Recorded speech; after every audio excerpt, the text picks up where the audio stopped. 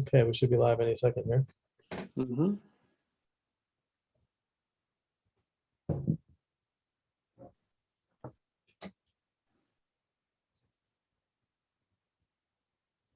All right, we are live. Well, I am so happy to have BelladoNNA. I have Dani and Luana from BelladoNNA, the Italian rock band, here on Zoom. I guess not in the studio. Can't do that yet. But it's so wonderful to see you. I was wondering if maybe you could introduce yourselves, tell me a little bit about the band, and yeah, let the people know about your NFT, I guess, too. We are BelladoNNA, and we formed in 2005 at the end of that year.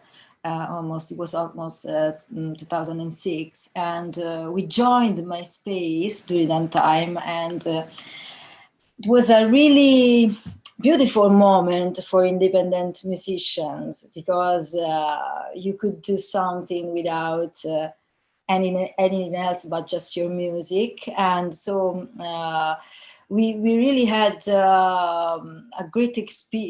many great experience thanks to that social media. And so we recorded many albums, the 2 albums in the US, because we were from Italy, and our first album was self-produced and in a rehearsal room. And so the second was just made in the US with a great producer, and Dani produced the album too. Sorry, I think I'm just making it long. But, I wanted to tell you that we are a totally self-produced band, and but that the beginning was from MySpace, and thanks to that we did many things after that. So the Grammy Awards, a song with Michael Nyman, and many other things that I remember, but it's random in my mind. Yeah, you guys have had quite a career. You're a pretty big band from what I hear. I mean, in Italy, it seems like you've been getting like just the very biggest press and all of that. So I mean, it's wonderful. Yeah, and this what happened now, with this NFT auction that we do with Ghost Market, it sort of fits with everything we've done in our path so far, which we always did everything ourselves in our studio. I mean, sometimes we use other studios and other producers. We work with Silvia Massi, that produced Tool System of a Down. And wow. Of course, we did a single with Michael Nyman based on his music from The Piano, the Oscar-winning movie. He wrote a song with us. And in the last few years, we had, lots of songs synced in movies and trailers, Hollywood trailers like Black Panther, Split, Fantastic Four, Minions. And our songs are also in the last few Michael Moore movies, which was a great honor for us. But it was all done by ourselves. So this NFT, we all own our masters and our songs, our publishing. Yeah. So we were able to. It sounds really more professional than me when explaining. But I was insisting on MySpace just to explain that we start as a self-produced band. We found some help in that kind of social media. And we remained self-produced. So this auction is also possible because of our status. Wow. Yeah, that's incredible. So yeah, maybe we should talk about that. You guys have done something pretty incredible with this NFT. And I mean, as you just mentioned, you've had real success in getting your music placed in films, and that definitely plays into this. So tell us what exactly your offer is here with this song. Yeah, the offer is like, we loved, first of all, the idea of the NFT being a unique work of art, pretty much like a painting. I know everybody's doing this analogy, but it's just a perfect analogy, the Mona Lisa and everything. Not that our work, compares to Leonardo da Vinci, but, and the Mona Lisa. But yeah, it's the same concept. It's like a unique, so that was already great. But we wanted to add to the equation also the ownership of the master of the song. So whoever wins the auction will, in all effect, have the same role that a record label has when they produce a song. So the only difference is the record company pays for the recording and then owns it. In our case, it's like we did it, and then whoever wins the auction will acquire also the master. What does this mean? They actually own the recording of the song, not just the only NFT, but also in principle their recording. So it would be even in accordance with us, be free to put it on Spotify, to try and pitch it for movies. We will also do that, and if we do, it will get 50% of the earnings, because 50 goes to the master owners and 50 goes to the publishers, which will remain publishers. That's incredible. Yes. Sorry, no, go ahead. No, I will say that we think that this is totally revolutionary in the history of music, and for the music rights of songwriters, etc., because musicians today are not really treated really well. So this can open a new door to a new, different kind of universe for musicians and songwriters. Absolutely, it's amazing. So you actually like worked with a lawyer to work this out, right? And you figured out a way to do this, and we should just be clear to everyone: this is not legal or financial advice. No, it's not. But you have found a way to do this, and so for people who don't know, there are two sets of rights when it comes to music, right? And you did mention this a little bit, but just to be really clear about it, there's the master recording, right? That's the sound recording itself, and then there's a separate copyright for the underlying composition, which is like the words in the music. And so you're retaining the rights to the underlying composition, or the publishing, as you say, right? And then the copyright to the sound recording, that's what the person is getting. Yes, exactly. Okay, so that's amazing. And was that difficult to work out with a lawyer, or how did they like come up with some kind of like language for you to use? Or it's pretty, I mean, like in the NFT, there's also like an official letter from us saying that we give the master ownership to whoever wins the auction, to the unnamed person. So it couldn't be more legal than that, because the person cannot be named, so there cannot be a contract within the NFT, because we know our names, but we don't know the name of the person that will win the auction.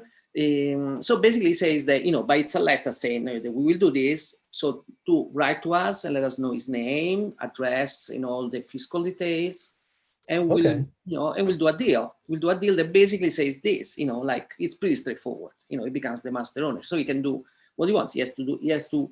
We as artists, like with a label, we have to agree to whatever he wants to do. So that he has to be. But it's in effect, the owner. So could they theoretically? I mean, of course they wouldn't want to probably stop you from doing it, but theoretically, could they like say you can't use this in a film or something? Oh, okay. But why would you turn down? Be mad, but yeah. That's funny. Yeah. So no, that's really cool. So I was wondering how you would do that. So you'd actually get the person's information and you would like send them a check, basically. Yeah. Wow. Yeah. Wow. Okay. That's awesome. A signed contract. You will have to sign it for us, and that's it. And then everything we do with the sound, then we both have to agree. We can't release it either. Because we don't know the master anymore.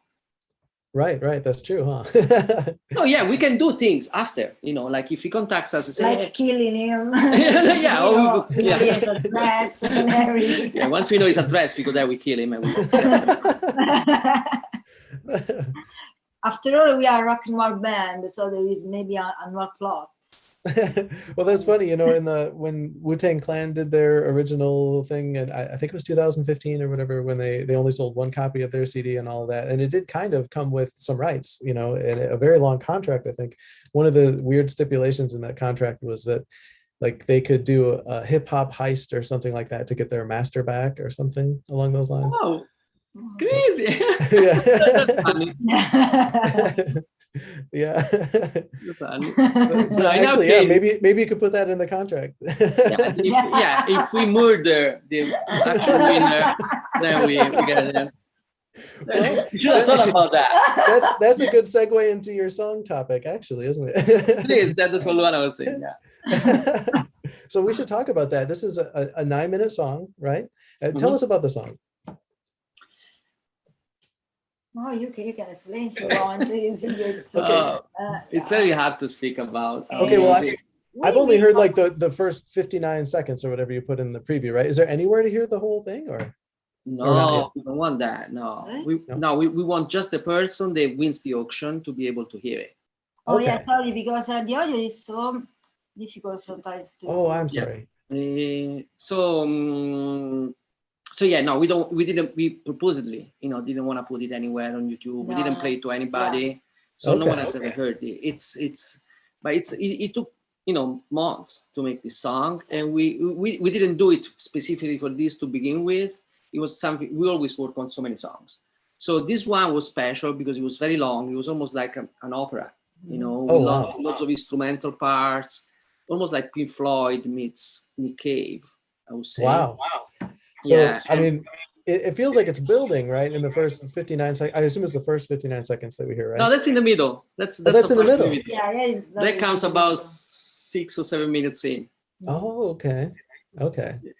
Yeah. So there are vocals. There are vocals and yeah. There are lyrics, and there is a long story about dying and reincarnation. Oh, wow. But at the end, just one person listening to it can give it the personal interpretation. Because we don't like to explain a lot our songs, because we totally believe that anyone can give birth to a new meaning for art, in art in general. So we don't want to take away this part of creativity, because fruition is a kind of creation. Yes, because absolutely. you are adding things to what you are seeing, what you are listening to.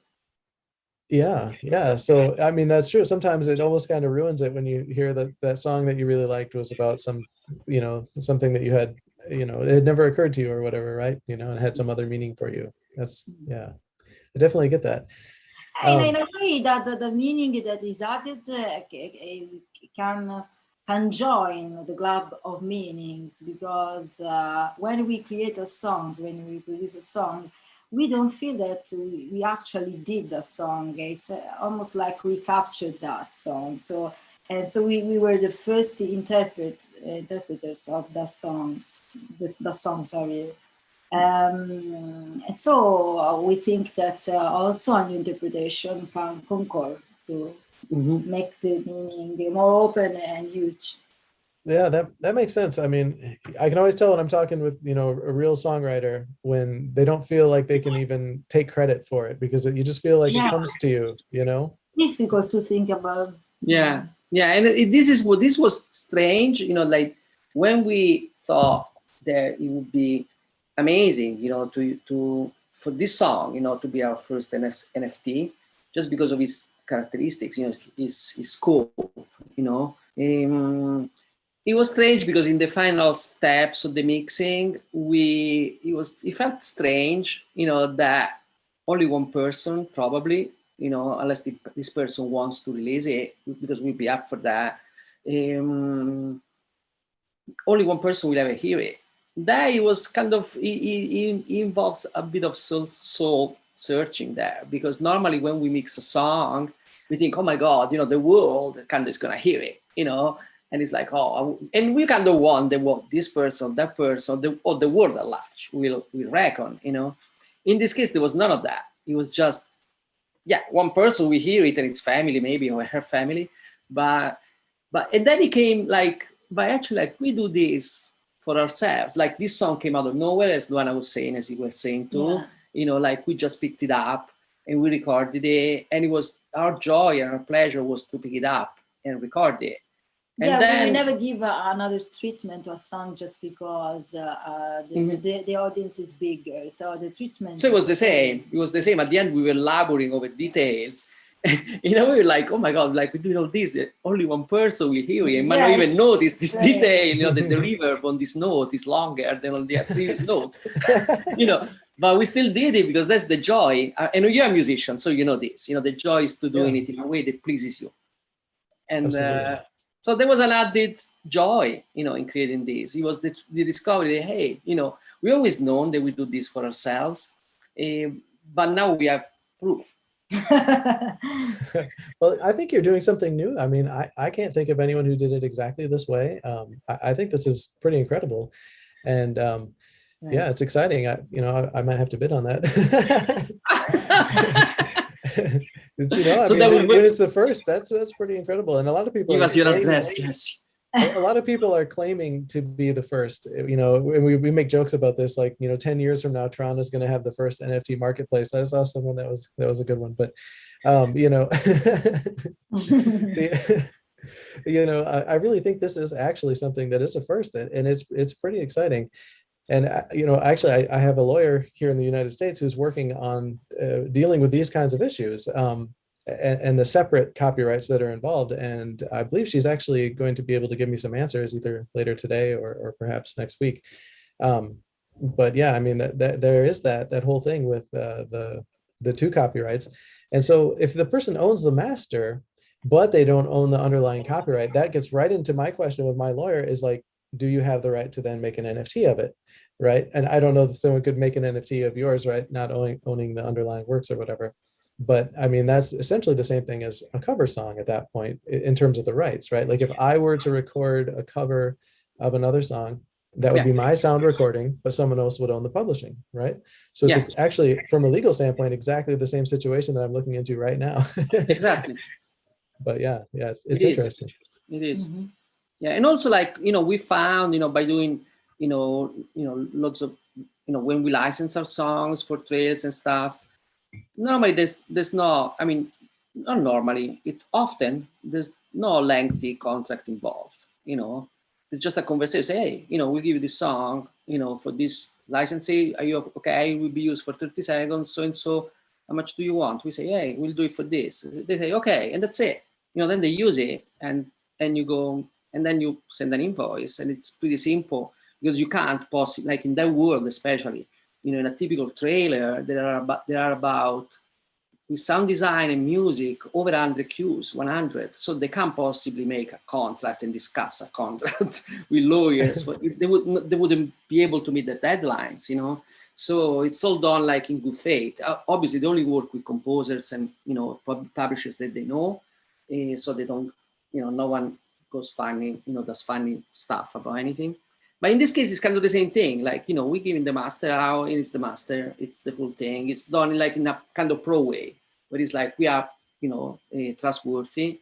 And yeah, you know we are. So yes, like, you know, well, I mean, the people who are buying it from you, you know, hopefully they're fans who love you and love the fact that you're, you know, that it's coming directly from you, and they want that connection, you know, and I mean, it's a wonderful thing. NFTs just bring the artist and the fan right together, and it cut out all the evil corporate middlemen. Yes. So it's a great thing, and I love what you're doing, and you know, I'm really excited to see. So that auction ends tomorrow. I do have a link in the YouTube description below if anyone wants to check out that NFT auction. Mm-hmm. Yeah, I mean, it's a really exciting time, and I mean, I can just think of so many possibilities with this, you know, and I should be careful not to give any legal or financial advice, but I'm just like speaking off the top of my head right here, because you've got me on these topics here with your project. But it's pretty exciting. I think it's a way forward. Sorry if I interrupt. I think it's a way forward, because on what occurred to us was that if you are to sell a one-on-one and not release it anywhere, you might as well let the person on the master too, and collaborate with the person, whoever the person is. So what if somebody did want to mint an NFT of this, or just cover one of your songs? How would you feel as a publisher, as someone who owns the rights? Like, what if I tried to get away with paying like the mechanical royalty? Like, you know, you can cover any song for like 9 cents a copy, right? With the Harry Fox or songfile.com, right? Yeah, not quite. It depends how many copies you plan to print. Right. Well, that's my question to my lawyer actually is can you just buy like a bunch of those licenses to cover the resale or whatever? Or do you have to actually like clear the thing? Would I have to actually negotiate with you like a contract? Is that how you would see it? Like, because I've heard from publishers that they would probably sue the first person who tried to get away with selling an NFT and only paying like the 9 cent mechanical royalty. Like, yeah, because it's not big, it's a new world, it's a new territory. So nothing has been agreed on. And, you know, we have to understand that, you know, big publishers can't do exceptions. You know, they work in a way that will work for anybody, you know, from the little artists they have to Springsteen. Yeah. For us, we own our own publishing, so we can do what we want with it. You know, we don't have to, you know, we don't have, we can, you know, we can We are do it. free. We are our own exception. Yeah, you know. Yeah. Free. So it's deep. But for a publisher, understand that, they will of course object to anybody making money out of, Yeah.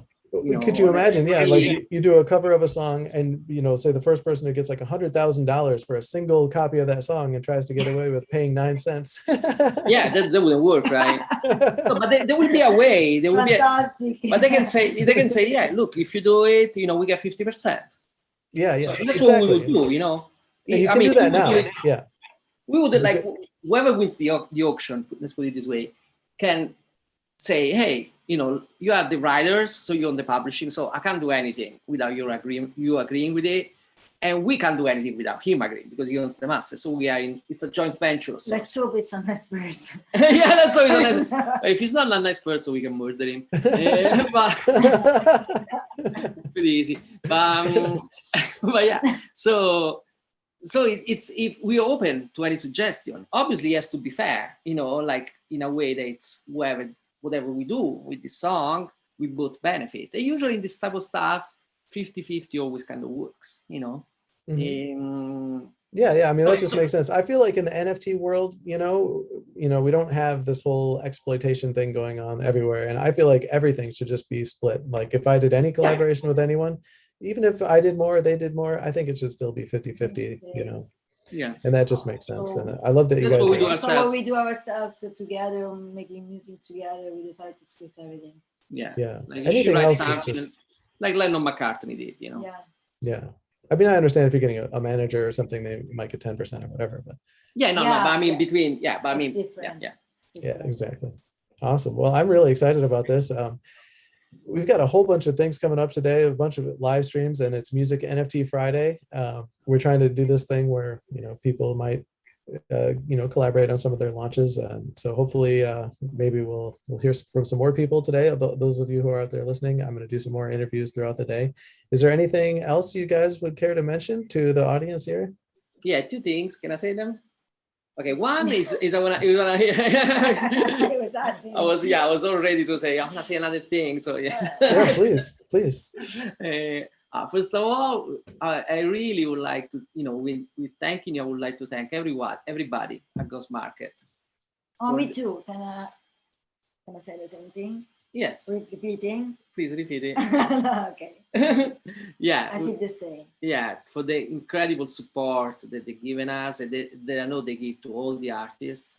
It's really an amazing place. So if you're watching this and you're an artist or a musician and you plan on releasing an NFT and you want to do it with someone that is not Ghost Market, tell us your address and we'll come and murder you. Okay? So that's the first thing I wanted to say. And the other thing is like, so unfortunately, we decided and we're gonna stick to it to make it even more precious, not to stream or play to anybody the song New Future Travelogue. There is this 9-minute song that is on auction. But if you're curious to hear what it could sound like, you can check us out on Spotify. Absolutely. I'll try to add that link to the YouTube description. I can send you maybe that smart link for it. Okay, perfect. Awesome. So maybe, so that would be, so we will be in the description, the YouTube description. So yeah, if you like what you hear there, then you're bound to probably like this because it still comes from our heart. It's a song that we picked up. The same person writing music. Yeah, and it's our thing. Amazing. Well, thank you so much, Dani, Luana. I really appreciate it. It was great meeting you. Wonderful interview. Thank you very much. So excited. And everybody go check out that NFT auction. Okay, bye-bye, everybody. All right. Thanks so much, Jesse.